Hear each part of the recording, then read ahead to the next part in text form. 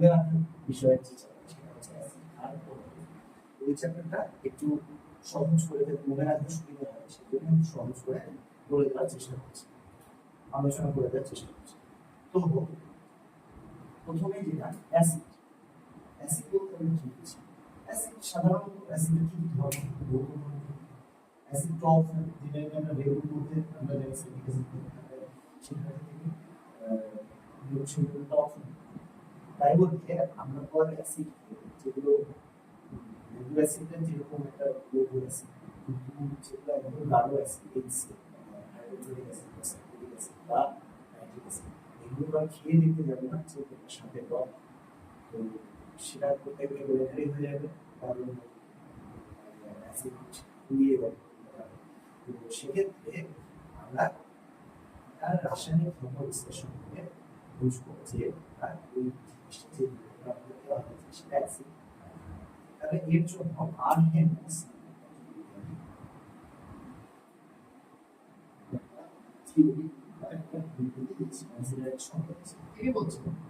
যে সমস্ত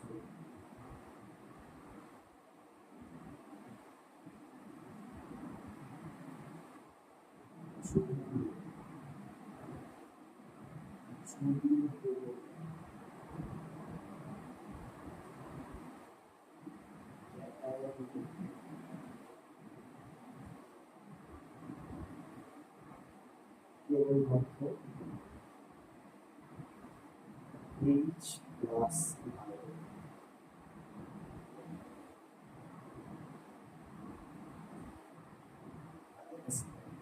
তাহলে এখানে জলীয় এইটা একটা ইম্পর্টেন্ট শব্দ, এই আরএনএস এর জলীয় একটা শব্দ এবং বলছে কেবলমাত্র H প্লাস আয়ন। তাহলে এবার স্বাভাবিক আমাদের মনে প্রশ্ন দেখতে পারে জল, নর্মাল জল, সেটাও তো H প্লাস আয়ন, তাহলে নিশ্চয়ই আরো লোক আছে H প্লাস আয়ন। তাহলে সেটা বা এই শুধুমাত্র প্লাস আয়নে যে তৈরি করে সেটা H মাইনাস আয়ন তৈরি। এবার আমরা তিনটে যৌগের একটা হচ্ছে H2, একটা হচ্ছে সোডিয়াম, আর এটা হচ্ছে H plus H minus এটা কিন্তু H plus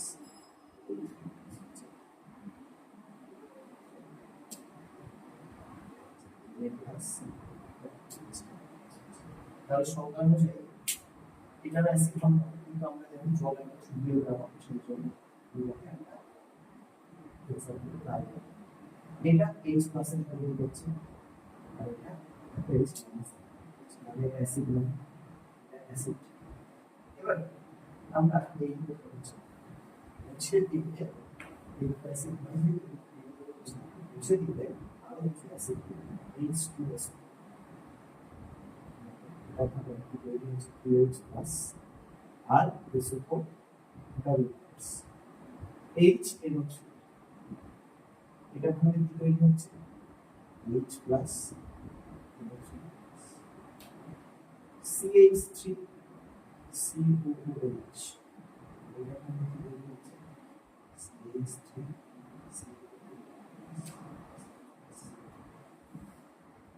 তাহলে দেখো এটা হচ্ছে কমন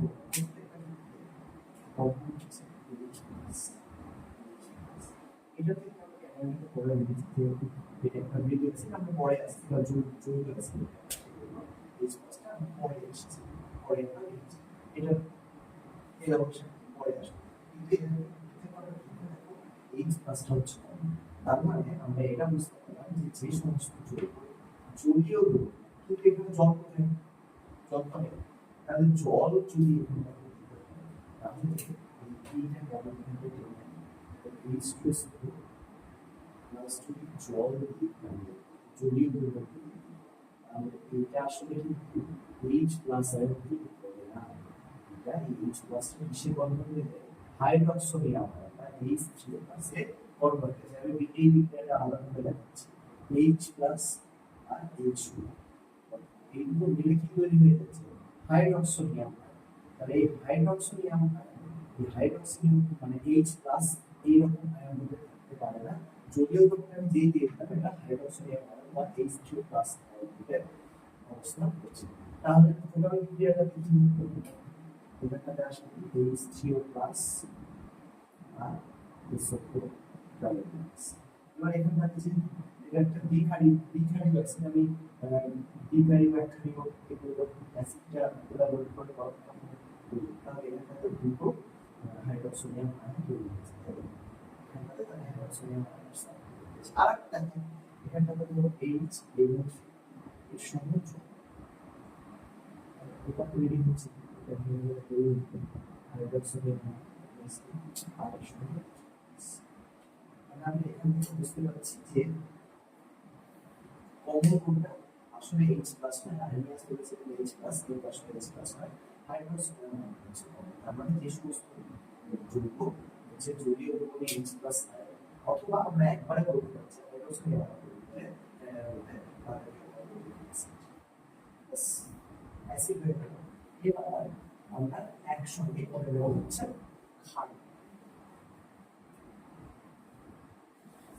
এখানটা হচ্ছে যে সমস্ত যৌগ অ্যানায়ন জলীয় দ্রবণে অ্যানায়নকে কেবলমাত্র OH- আয়ন, তাদেরকে আমরা কি বলছি, ক্ষার বলছি। যেমন ফর এক্সাম্পল NaOH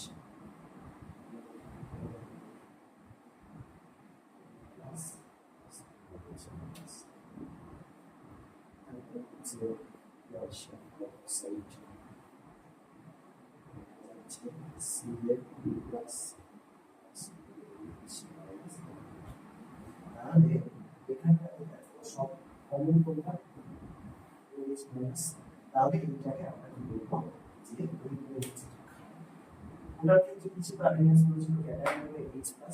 আমরা দেখলাম জলীয় দ্রবণে H3+ আছে, আর এটার ক্ষেত্রে কমন থাকে কোনটা H-, অর্থাৎ এটা হচ্ছে অ্যানায়নকে শুধুমাত্র OH- দ্বারা তৈরি করে তাদেরকে। এবার তাহলে ক্ষারক জিনিসটা কি? ক্ষারক জিনিসটা হচ্ছে এগুলো সব হাইড্রোক্সাইড, প্রত্যেকটা হাইড্রোক্সাইড। যে কোনো ধাতব অক্সাইডকে আমরা কি বলছি, আমরা বলছি যেমন ফর এক্সাম্পল আমরা দিনে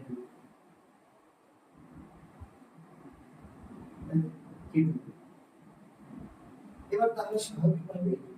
একটা কোশ্চেন আসতে পারে যে আমরা ওইটার ক্ষেত্রে জলীয় দ্রবণ নিচ্ছি, বাট এটার ক্ষেত্রে জলীয় দ্রবণ নিতে পারি, তাহলে যে সমস্ত ক্ষারকগুলো জলে গুলতে পারে, এবার আমরা একটাকে প্লাস জল এইটা কি তৈরি করছে, তাহলে এইটার জলীয় দ্রবণটাই হচ্ছে ওই হাইড্রোক্সাইড অর্থাৎ যে সমস্ত ক্ষারক জলে দ্রবীভূত হতে পারে তাদেরকে আমরা বলছি ক্ষার, আর যারা জলে দ্রবীভূত হতে পারে না তারা হচ্ছে ক্ষারময়। অর্থাৎ ধরো একটা স্কুলে মানে ফর প্রেজেন্টের খাতা অনুযায়ী ছাত্র সংখ্যা যা আছে রোজ সেই সংখ্যাটা আসে, তাহলে সেই প্রেজেন্টের খাতা অনুযায়ী যে ছাত্র সংখ্যা সেটা সেট যদি এটা হয়, আর মাঝখানে যারা এসেছে তার বাইরে বাইরে ছেলেগুলো তো ঢুকতে যাবে না, তার মানে এইটা হচ্ছে ক্ষার। অর্থাৎ যে সমস্ত ক্ষারক জলে গুলে তাদেরকে আমরা ক্ষার বলি। এখান থেকে একটা ইম্পর্টেন্ট কোশ্চেন আসে যে সব ক্ষারক, সব ক্ষারই ক্ষারক কিন্তু সব ক্ষারক ক্ষার নয়, এই কোশ্চেনটা এখান থেকে আসছে। সেটার উত্তর সেট করে যদি আমরা তাহলে আমাদের একটু সুবিধা। এছাড়া এরপরে যেটা সেটা হচ্ছে নির্দেশক। নির্দেশক জিনিসটা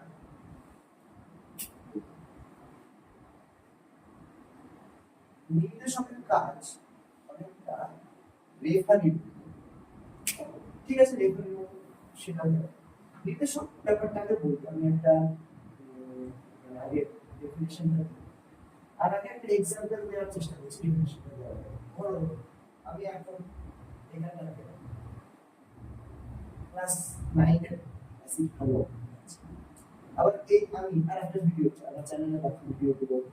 বুঝতে পারবো এই আমি ক্লাস 12 এর ফিজিক্স পড়াচ্ছি, তাহলে আমার একটা রুম ক্লাস 9 এর জন্য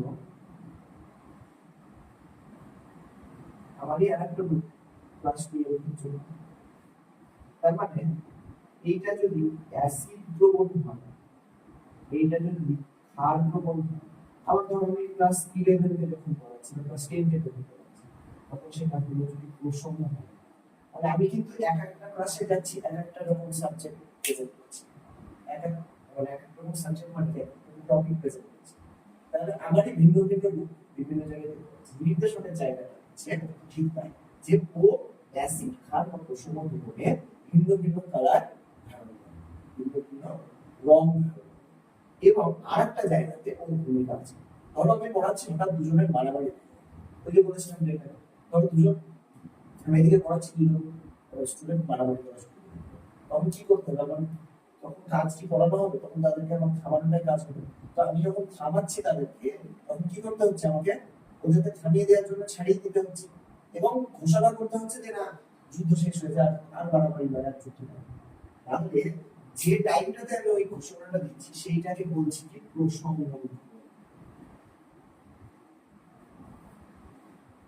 অর্থাৎ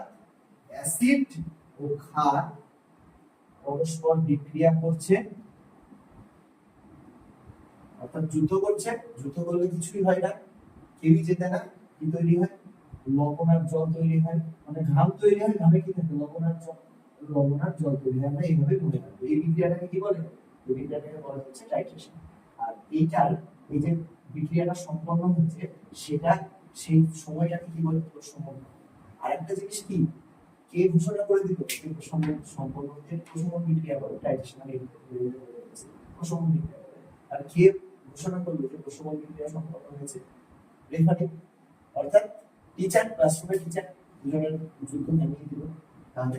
টিচারের ভূমিকা নির্দেশ করে এবার আমরা ডেফিনেশন করব যে যে সমস্ত পদার্থে অ্যাসিড ক্ষার এবং প্রসঙ্গ ধরনের ভিন্ন ভিন্ন বর্ণ ধারণ করে এবং অ্যাসিড ক্ষারের বিক্রিয়ার ক্ষেত্রে প্রসঙ্গ থেকে নিজের রং চেঞ্জের মাধ্যমে প্রসঙ্গ নির্দেশ করে তাকে আমরা বলছি কি নির্দেশক এবার নির্দেশক কয়েকটি উদাহরণ দিই আমরা দিতে পারি লিটমাস লাল নীল দুটো তোমরা নিজেরাও লিটমাস তৈরি করতে পারো যদি একটা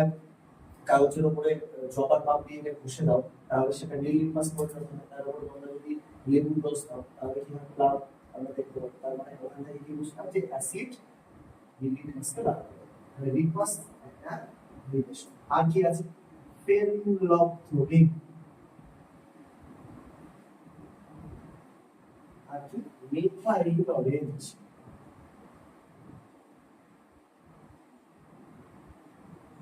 আর মিথাইল